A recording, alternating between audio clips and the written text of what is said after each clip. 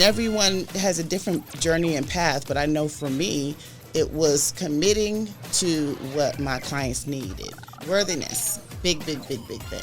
Who am I? Who do I think I am? My past, my history. One of the therapists pulled me to the side afterwards and said, if you don't get this going and get your own business and do this on your own, then he was like, I don't know what to do with you.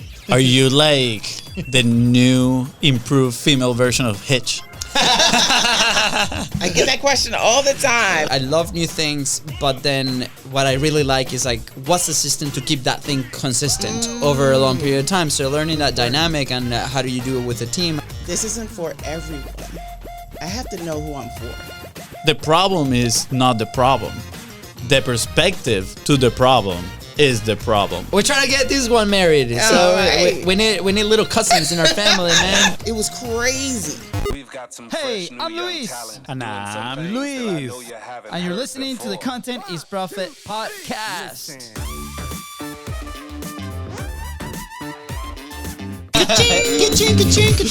Yeah. Anyways. For Geza, she's like, what are these guys doing?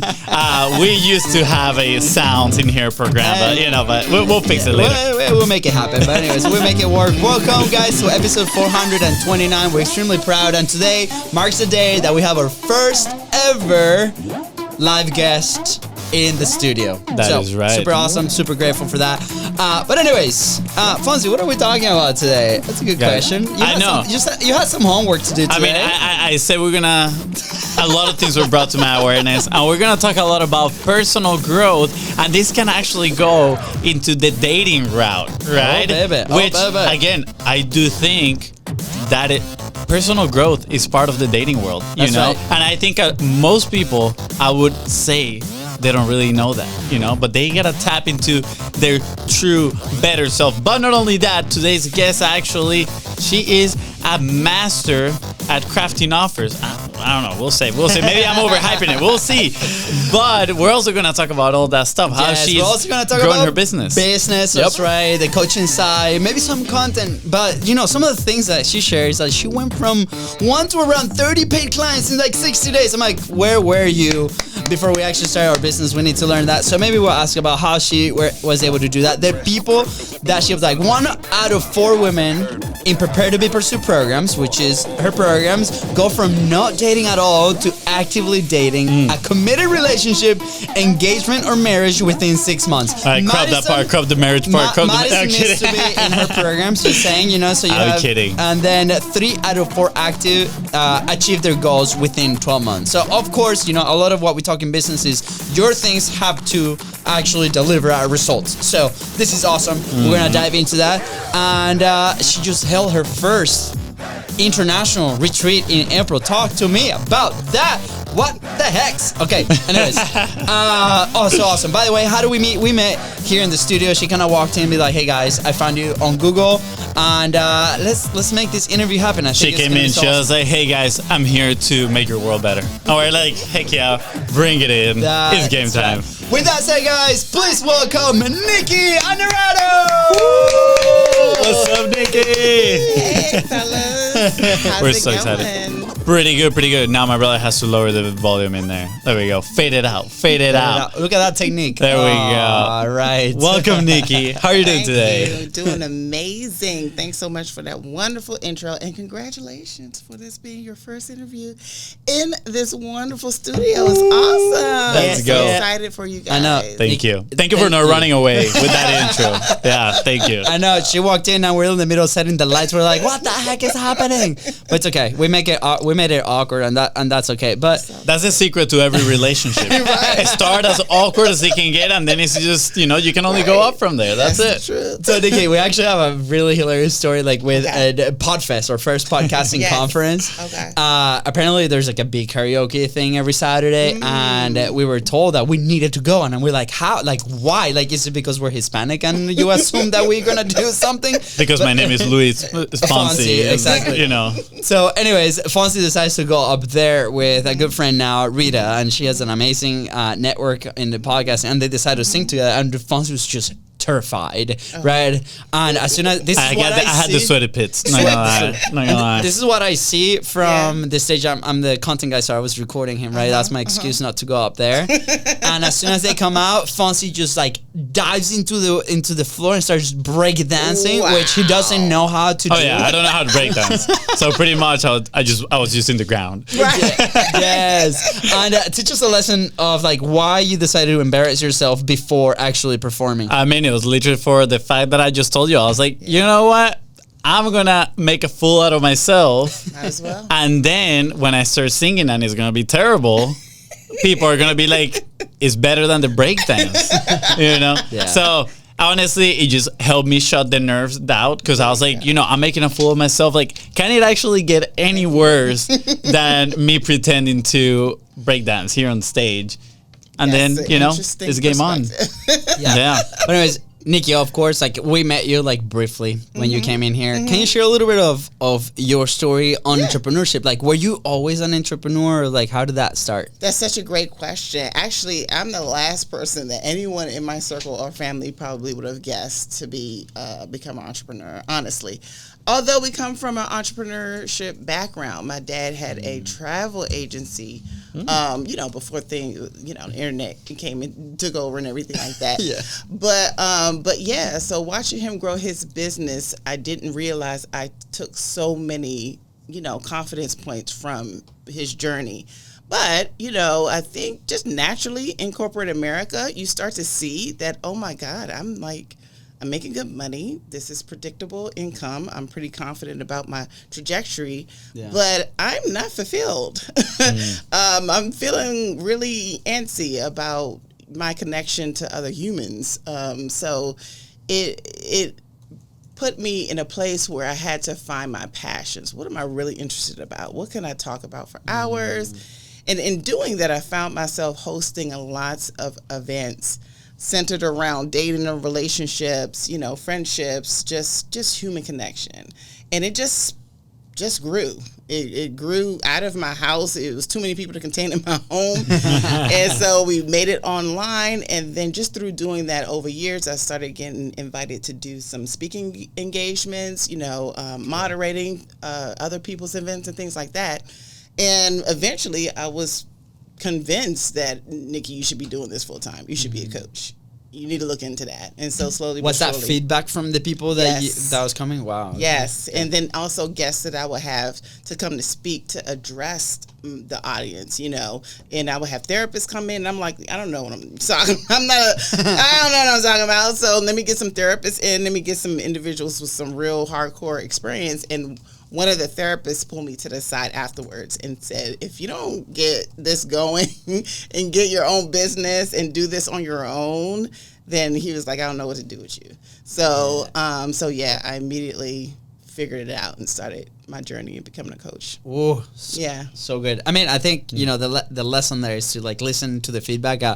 I think we were sharing this with Sherry, our last guest. Same thing, like for us, we were doing this like various marketing services as a side gig. At the time, I was running a fitness studio, and everybody kept asking for content. I remember, like in our old office, where we actually met Gary, the previous owner of the studio. We had this whiteboard, and we are like, okay, what are the 7 things that we're doing? And we put them on the whiteboard, and you know, this client is asking for this, and this client is asking for this, and everything pointed at content, and we had to make a decision. And I think Fonzie at the time wanted to write emails. And I was like, there's nothing more boring than writing emails. But I will say, I think you leaned into creating content because I was the one doing the editing, you know? So, you know, the hard work. Is like, he's like, of course we can do content, you know? I don't do the editing. You got it. the main reason was that was the feedback that they were getting us. And that prime, okay, we made the decision, and then that evolved into hiring our own team and going from there. And, you know, leveling up, I guess, as an entrepreneur, right? So, leveling up and then eventually leveling down and then leveling up back up again. again. Because it's a journey, right? Yeah. Ups and downs. So, do you experience when you started like that coaching business? Were you intimidated? Like, what was some of the things that were going in your head? Like, because we talked a lot about beliefs, right? And you came just from an event that was very powerful from people that we know, and I bet. And they talk a lot about beliefs. Big time. And you're on fire. You came Yeah. like, let's do this, right? Yeah. So initially, like for the people that might have a side gig or they want to do this, right? You know, we obviously talk a lot of people that are creating content, let alone build a business, right? Let alone both together, right? That can be pretty intimidating. So can you walk us through how you, what were some of those beliefs and how you were able to get over them? Worthiness, big thing. Who am I? Who do I think I am? You know, my past, my history. You know, I don't have a PhD. You know, I'm not educated in this. I don't have the pristine past to be living as an example for any woman to follow, really, to be completely honest. So with all that, those were big things that I had to overcome. And through that, I came to understand over time that it's not about what society puts on you to make you feel like you can and can't do something. What it's really about is the person or the individual that you are called to serve. That's what I really had to tap into. And so the feedback that I was getting from the women that would, you know, rise up in the groups that I had, the feedback that I was getting was they'll put me to the side and they'll ask me questions based on where they were.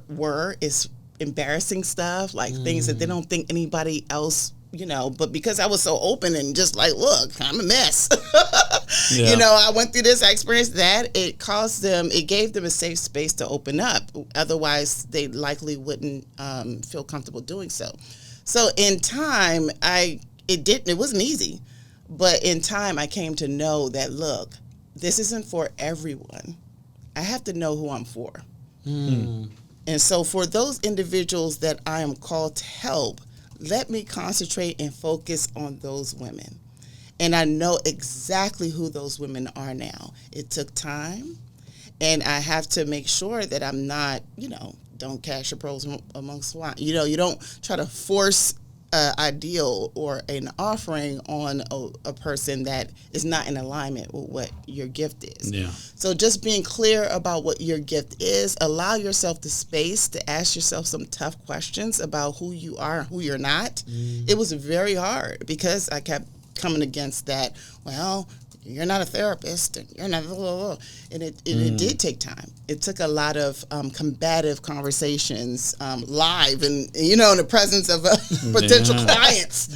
You know, being challenged, and I had to dig in deep and figure out like what is the answer to that. You know, it's not comfortable, but if you have a burning desire to help people, if you know that what you have matters, and you're literally pouring into your former self. So if you can think about that, think about where you were a year ago, 2 years ago, that you've overcome, and now you're stepping into something new with more confidence and clarity. That's something that somebody will invest in. They want to speed up that process. They want to know that it's possible. And so just reconnect with that, and that's what gave me confidence to move forward for sure. Interesting. Sounds like a lot of the battle that a lot of entrepreneurs have. I think my brother's gonna go change the battery of the light that we clearly forgot to charge. But it sounds like a battle against imposter syndrome as well, in a sense that, again, a lot of entrepreneurs deal with. And I remember I was listening to a podcast one day with Seth Godin. He, for those that don't know who Seth Godin is, he's kind of like this master marketer. He's the one that wrote Purple Cow. You know, he's bald, has these really cool color glasses. And I remember listening to him, and he was saying, you know, a lot of people think imposter syndrome is bad because they think they cannot do something. He's like, the way I see imposter syndrome is that it's actually an indicator that I'm doing something right, that I'm about to step out of my comfort zone, right? And, you know, going back to somebody that I think you consider your mentor, right, Myron Golden. I remember seeing a video one day of him and where he was saying, you know, the problem is not the problem. The perspective to the problem is the problem, right? And imposter syndrome could be categorized as the problem. A lot of people, right? That feeling of I'm not worthy. I'm not this person to do this thing. But the perception that they're having is that is a problem, rather than changing the perception and saying, cool, I'm about to step into unknown territory, which means growth. and I'm all for it, like you Yes. said, right? Welcome You in, know who you're for now at this moment and what you're for, which is key, right? Is learning to identify yourself. What do I want? Who am I? I think those are some deep questions. We have a good friend that has come to the podcast. His name is George Brand. And he says, like, dude, the deepest question you can ask me is, how are you? Right? And he's like, do you really want the answer? Right? It's like, I'm going to give you the whole thing. And you know, a lot of people are like, hey, how are you? Oh, I'm good. I was like, nah, let me give you the full thing. I'm going to tell I'm going to pour in you. I'm going to, tell you the whole really real deal. And I don't know. I think, like, in a way, you stumble upon all this, right? And conquer that imposter syndrome in a way. But I'm curious. I personally believe that it doesn't go away ever. Like, I just jump off a call, right? Off a sales call.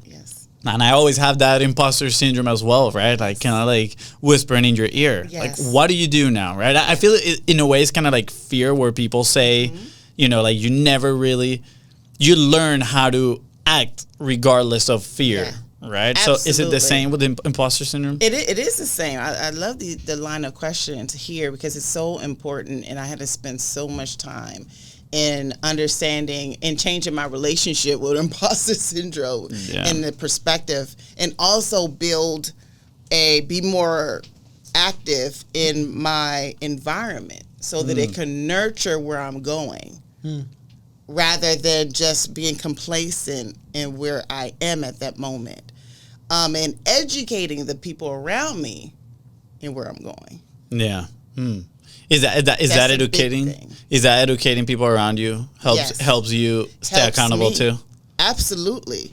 But then it also, so they're not mirroring back to me or reminding me, oh, well, we should go here, or you should think like this, or why don't you have more time for this? It's like, yes, it's almost out of necessity because of things actively changing so fast, and you having to be agile and people not understanding what the heck you're doing. Yeah. But you don't have time to slow down and help everyone understand. But at the same time, yes, it is accountability, because this is where I'm going, and I'm committed to this direction, even though I might not in this moment have all the character traits or the confidence to pull this thing off.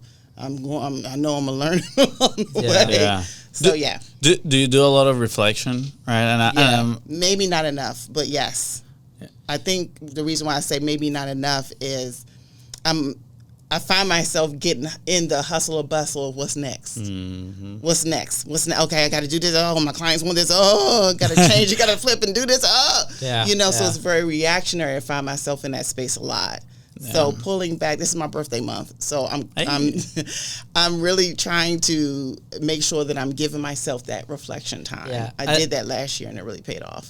That's awesome. Our mom is big on spirituality, and since we were like little kids, right? Like she's always like pressuring or pushing us to do that. And there's certain elements, and especially in the birthday month, like she's like, hey, take a time, your birthday, take a second to slow down and reflect and set your intentions. It's so important, right? And not only your birthday, and I feel like that's a daily practice that we have to develop, right? And I'm the first one to say that mine is not there, right? And and just this week we've been talking a lot about Fonzie is really good on getting inspired by new things. I also that's why I love the podcast. Like new conversations every time, right? Yeah, and so cool. And on my side is I love new things, but then what I really like is like, what's the system to keep that thing consistent over a long period of time? So learning that dynamic, and how do you do it with a team, and all this progress that you're saying, hey, are we staying on top of things, not only for our clients, but maybe for our teams, ourselves, learning all these elements, right, that we have to keep an eye on,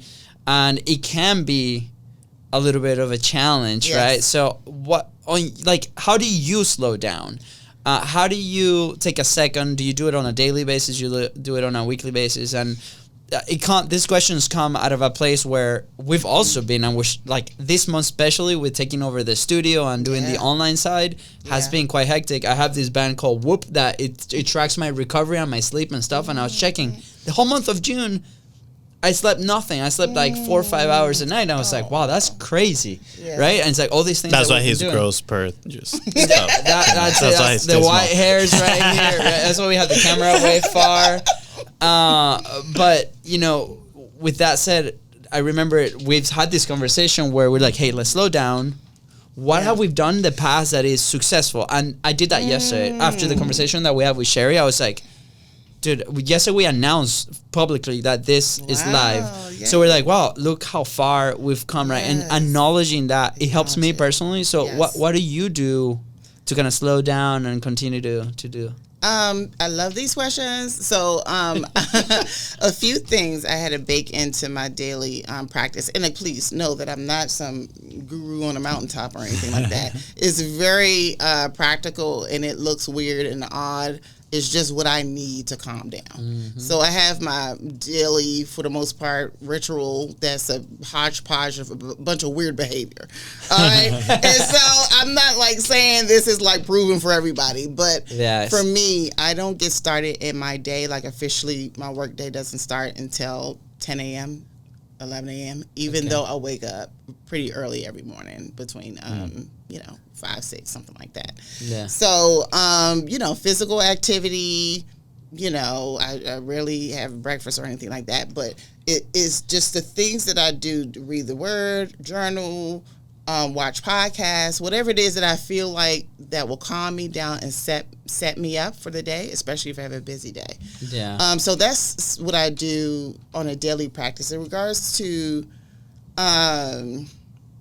reflection, I like to periodically go back to my old journals.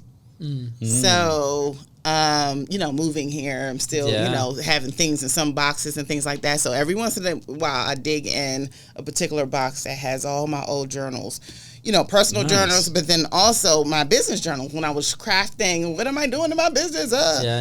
And frantically just drawing, weird diagrams of things I probably don't understand now.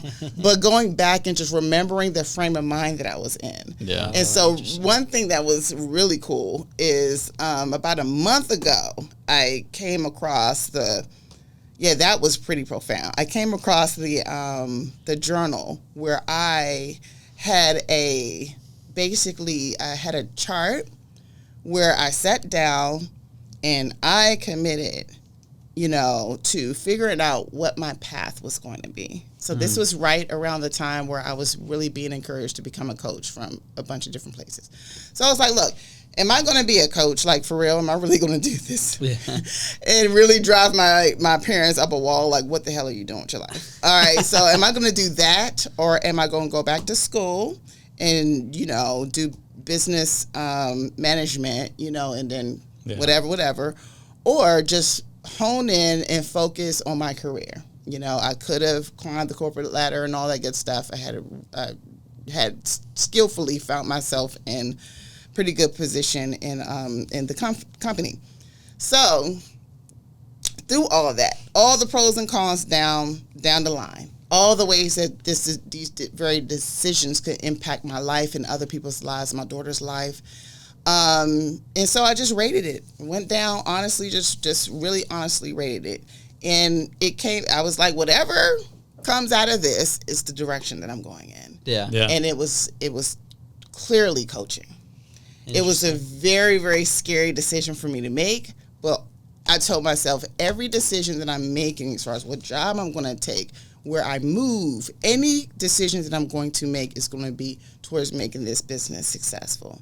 And so from that decision is what totally changed the trajectory of my life. A week later, I got a job. I was offered an interview to start an interview. It was just weird. I just randomly got an email, from the company that I was working at, miserable at for 14 years. Randomly got an email, invited me at another healthcare organization. And that allowed me the space, the mental space, but then also it trained me up in business development in a way that in that current job wasn't allowing me. So it was almost like as soon as I made that commitment, the world just started opening up to me in a direction that started grooming me for what I ultimately wanted, because there was no growth in a company that I was in. No skill growth. There could have been, growth monetarily. Yeah. So yeah, came across that like a month or so ago, and that was really humbling, because I was like, dang, like 5-6 years ago, this is me. I made this decision. Yeah. And I'm not even in the same state that I was in when I made the decision now. Like, things are really changing. Yeah. So just having access to things that kind of ground you on how far you've come, I think is really helpful too. Yeah. I like that. Kind of like having a reminder of, where you were and where you are right now, and then a consistent reminder of where you want to go as well. I think that's important. I think personally, that's where I need to do better, is like consistently remind myself a little bit more of like, where do I want to go, right? What do I want to do? What person do I want to, be in the future? I think those are good reminders. But I love what you mentioned, is like when you made the decision, the world kind of like started opening itself. Freakish. And it's freakish, right? I've said it here on the podcast a few times. I'm like, I love how the universe has a way to provide, and it's crazy. Like we've been, I don't want to say victims, but like we've been a case study of that, right? Where we are like in need of something, and we're like, this is what we need to do, and like solutions like come up, right? And it's not like that's the argument. Is like they look like they come out of nowhere, but like you've worked them, true. Right? Like and then now you're skilled enough to even identify it. Exactly. Because maybe there was a version of you years ago that even if that was presented to you, you may not have seen it as an opportunity or had the excitement around going after it, because it's work. Yeah. I mean, any opportunity that's given to you, you're going to have to like really go after it in order to make something out of it. Yeah. So, I mean, the studio is a perfect example of that. Like, we've been cultivating Gary's relationship for a while, but honestly, it was more like, he's a cool guy, right? Yeah. He got a studio in town. He's in the industry. He's in the industry. We talk the same language. Yeah, and he was never like, oh, he has a podcast studio. We're gonna hunt him down for years. And we were like nurturing that relationship. And I remember that we were like, when you received the call, we were actually trying to figure some things out inside of the business. And you called me that day, and I was like, oh my gosh, what happened? I was like, honestly, some client just left, like something happened. When he called me in the middle of the day, he never calls me. It was like at 9 a.m. Yeah, and he's like, dude, and he sounded kind of like nervous, and I was like, oh my gosh, no, what is he gonna say? Please, no more stress. And he's like, look at what just happened. And he told me, and I was like, that's crazy. I was like, the universe provides. This is like how crazy this timing is, right? We were working on a very big project with one of our clients, right? Like we started as on the content side, and it evolved from there. We launched a second edition of her book. Like we got really, really involved inside of her company. Okay. And it got to the point where, we had a very honest conversation where she's like, I believe in what you guys are doing, and she's a CEO of this massive company, right? And she's like, I want to offer you a full-time position here. Like, it's yours if you want it, but you have your own business, right? And this is your decision to make. And I believe in you guys. You guys are going to make it. And I personally was in that why of like, oh boy, like this can be like a really awesome, crazy, amazing opportunity. Not only personally, but like financially, like all these things, right? Of course. And it came out of our business, right? And then we're like, we also have our dreams of our own business, our things. And I had a very hard time making that decision for some reason. And maybe it was fear of like what the unknown, like we've been doing the same thing for 3 years. I think we were both probably looking for also something new, and kind of like we've been, talking about it for a second, not to like eliminate what we were doing, but like to challenge ourselves in a different way. And I made that decision the next day, the next morning, that's when that call happened. What? And I notified the person, and she's like, amazing, like, this is great. We're going to, obviously, we're going to continue on the service side, and we're going to continue to work. All right. The next morning, that's when Gary gave us a call. And that's why I was like shaking like crazy, because you have to create the space. Like you said, you have to create the space for these new opportunities to come in. And it's just like in your house, right? Like you go in and it's like the story of margins. You remember that story? Yeah. I guess it's more like an analogy, which is pretty cool, but it's like, do you know why books have margins on the side? And the reason is because books actually used to be printed without the margin, but when they were storing them, centuries ago, there were like rats everywhere. Yeah. So rats would come in and they would start eating the books. On the side. So they would start eating the books, and then it was missing words and things. So like people couldn't actually read the full book. Okay. So they started putting margins in the book. So when rats would come in and start eating them, they wouldn't eat into the text, right? So it's kind of like that analogy that is like, you need to have margin in your life for when things happen, right? Yeah. You're like, I'm good. I can do this. And a lot of times, especially in the entrepreneurial world, I feel like we operate without margins. We're literally at the edge. We're just like, can I write out of the book? Can I write on the table, right? And then something happens, aka the rat comes and starts eating that. Yeah. And things shatter and you're like, oh my gosh, what happened? All these things. And it's because we're not giving ourselves margin to reflect, right? To open up to the possibilities, all this thing. So I think I remember when I heard that story, I was like, I need margin. I'm writing on all four walls, just everywhere, right? Yeah. I think that's awesome. It's so necessary. As you were sharing it just, a light bulb just went off, that I didn't even put the dots together. I didn't link these things. But you asked earlier about how I went from one client, half a client pretty much, to 30 clients in 60 days. How did I do that?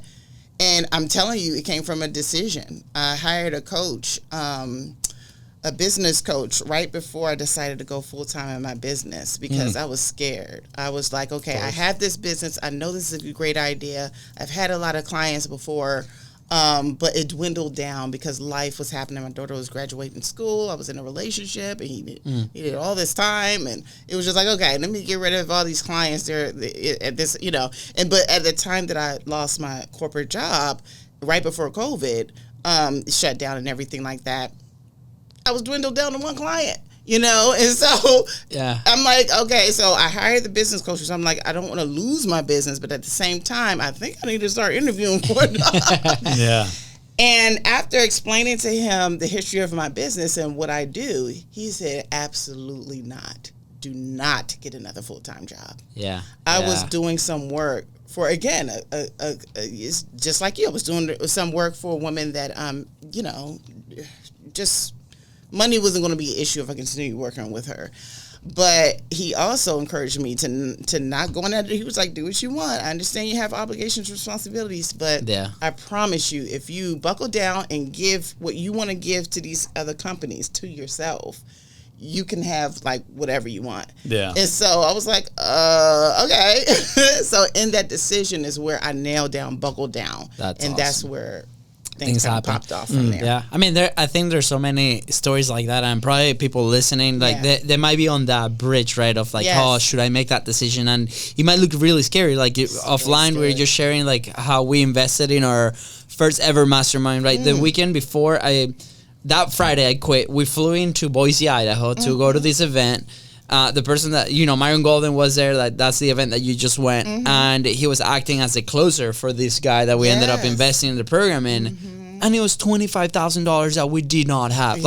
I took a year worth of money in loan, and we put in this, and that was our act of going all in, right? Because we're like, okay, I just cut the 1 year to 6 months, and my wife doesn't know, and if she knows, she'll kill me, and we're both shaking like crazy, and we're like, okay, this primed action, and it was really, really scary, right? And there's so many times either in our business, and obviously we focus on content. There's a lot of personal beliefs when it comes to producing content, right? You being the face of the company. So those are maybe a little bit of micro. How? Yeah. For you. Wait, before you ask a question here, I gotta say I wanna share a little bit of a warning, I guess.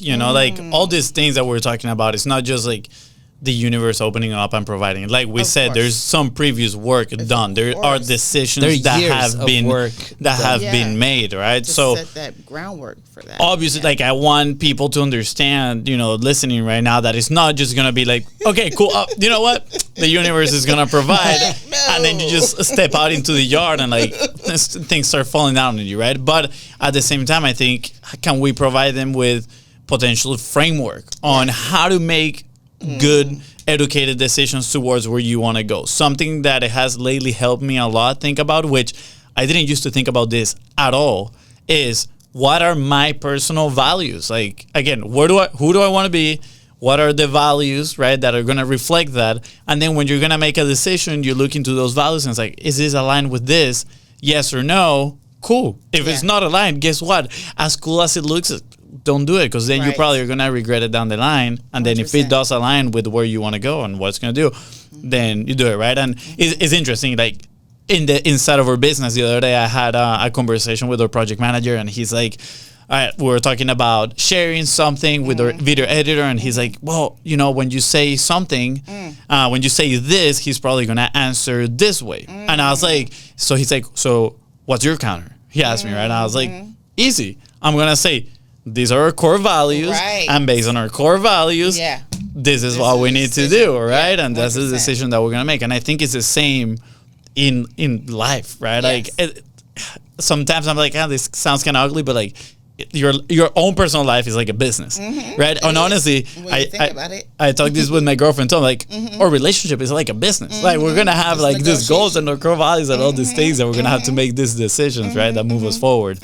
So I think like opening up to the universe for all these things that amazing that the universe is gonna provide. It's a matter of you also setting them up to be provided. Right, 100%.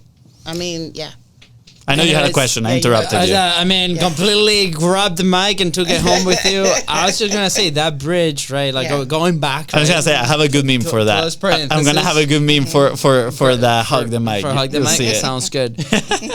I mean, there are many elements, right? Like, and, we obviously have stories and things that happen in our past that kind of might be able to prime those decisions, right? But for me, I think at that point, and that was a pivotal moment, and then also the day that we signed on the studio was also a pivotal moment, and the day that we signed for the network was another pivotal moment. But something that's common there has been like the belief. I was in a mental space where I was able to fully dive into my belief that we're gonna make it happen.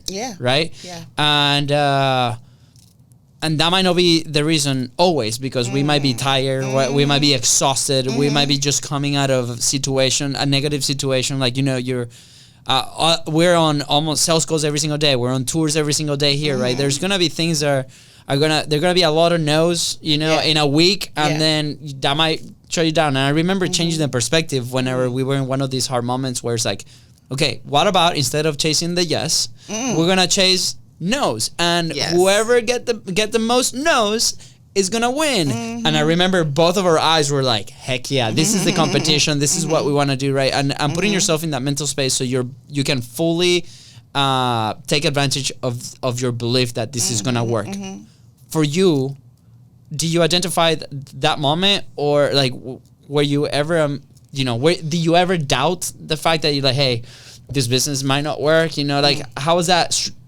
I don't want to call it struggle, but how was like that situation for you, and what helped you move forward? So it's funny that you said chasing a no. That's literally what I told my team this morning on our team call. Literally, because they're doing discovery calls for me now.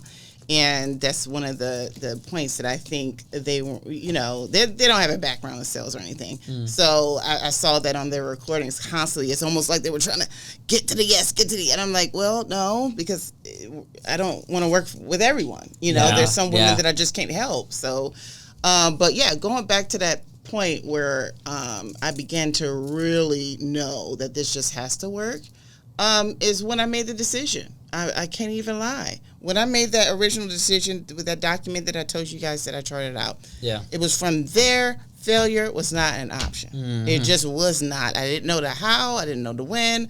I didn't know, and I still, of course, had the benefit of still working full time. But still, I went for that full-fledged.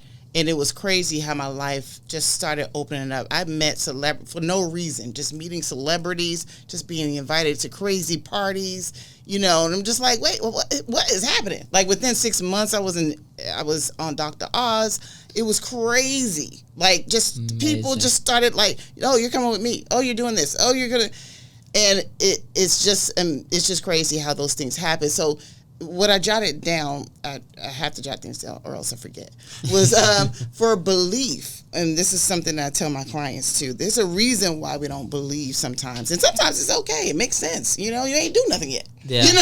Yeah. So it's like sometimes you have to believe in yourself enough to at least take the first few steps. Take some action towards it. Yeah. And then you will have evidence-based belief, right? So that's basically what I started to do. My first goal when I decided to become a coach, my first goal was let me understand sales, okay? I'm pretty decent in marketing. I'm really good at writing.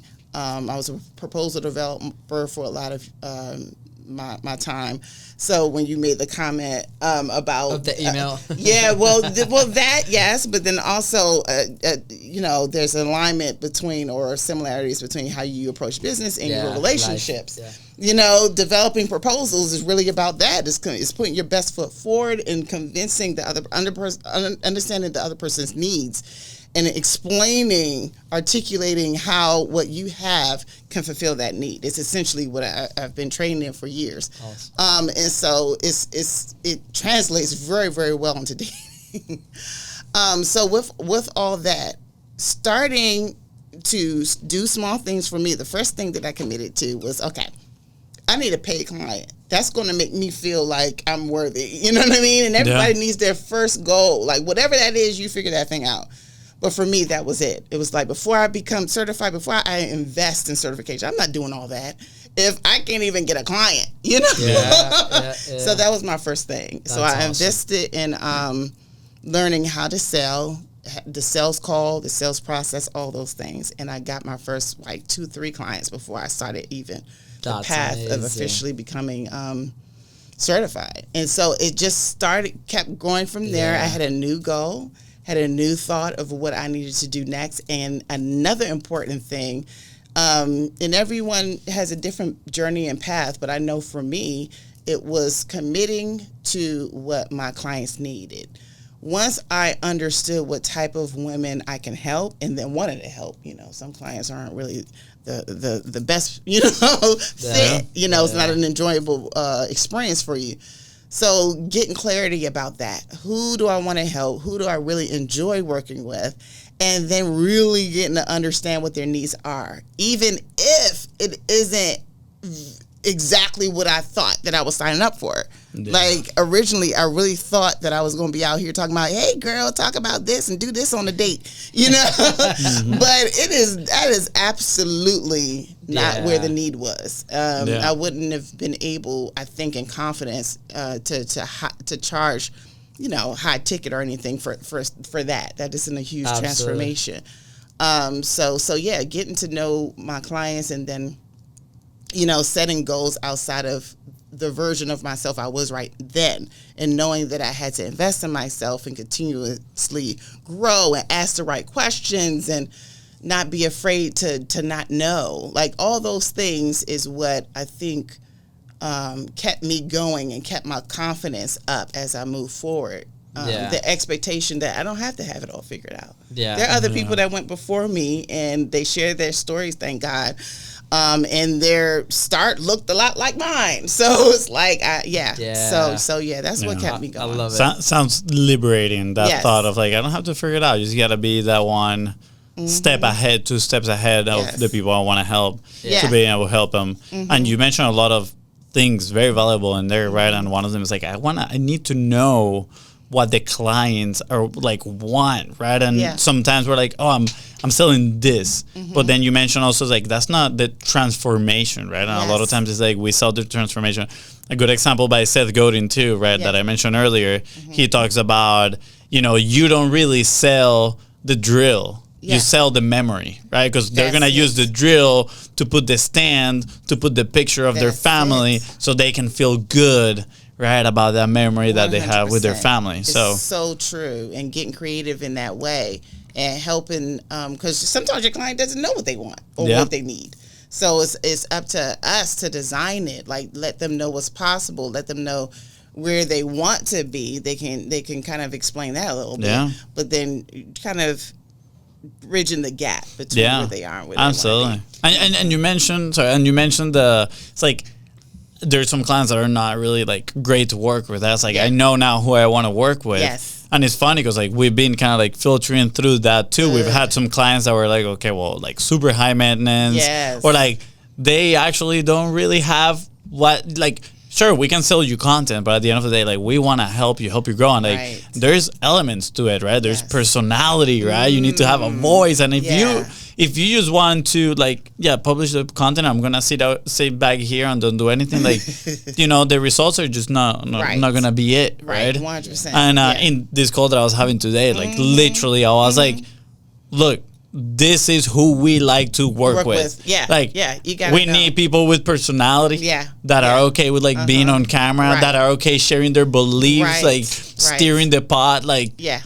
if we're gonna cause attention, like, Right. you cannot be a monotone Right, person right, just sitting right. at a chair, right? Right. Absolutely. Yeah. Big deal. There's this big thing that we've been like talking about it lately with the hypothesis, right? Like, hey, even with business, we obviously apply it on the content side. It's like, okay, what's my hypothesis for this action I'm about to take, right?